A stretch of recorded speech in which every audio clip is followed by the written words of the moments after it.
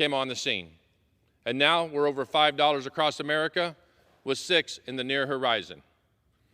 And now I'd like to hear from my colleague from New York's 11th District, Claudia Tenney. Thank you so much, and thank you for your leadership. And Mr. Speaker, I just want to say thank you to Mr. Hearn of Oklahoma and the Republican Study Committee's Budget Task Force for their diligent work in putting together this year's Republican Study Committee budget. Thank God we have a budget. This important document lays out a roadmap to restore fiscal sanity in America. We are in a dire fiscal state. We here in Congress know it, and the American people, more importantly, know it as well.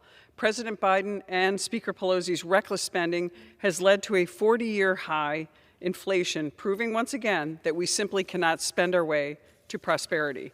Our national debt has grown by $7 trillion since the COVID pandemic began.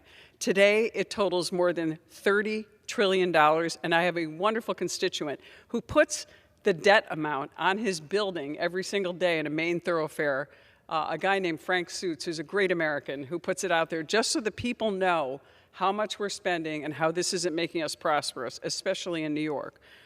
This is larger than our gross domestic product. In the face of this sobering reality, what does President Biden propose? Spending even more. His proposed budget increases spending by over 66% over 10 years and calls for $73 trillion with a T in new spending. Under President Biden's plan, the United States will reach the highest sustained spending limit in our nation's history. This is not how we jumpstart an economy, control runaway inflation, and deliver for the American people.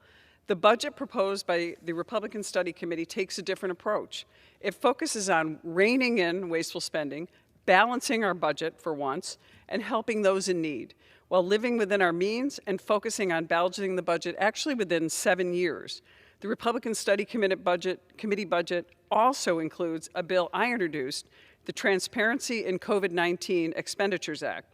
This important legislation would require a full audit of and report on federal spending during the pandemic.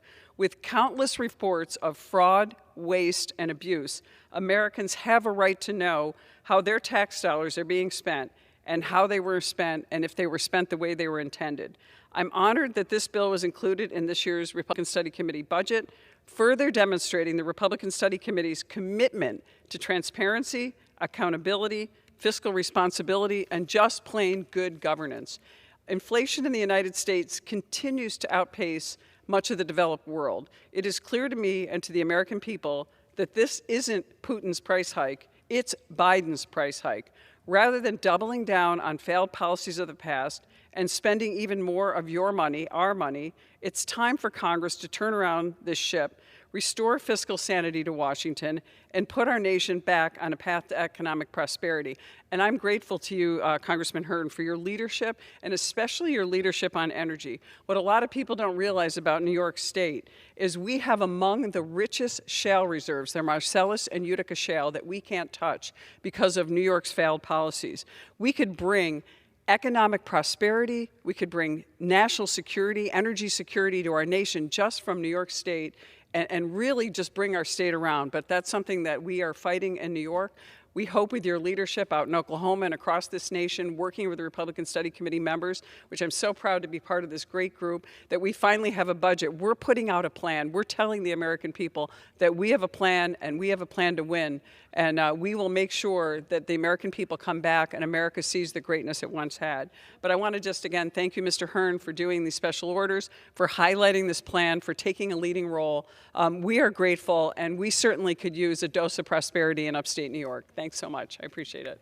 I'd like to thank the gentlelady from New York. It's refreshing to hear, for all of America to hear,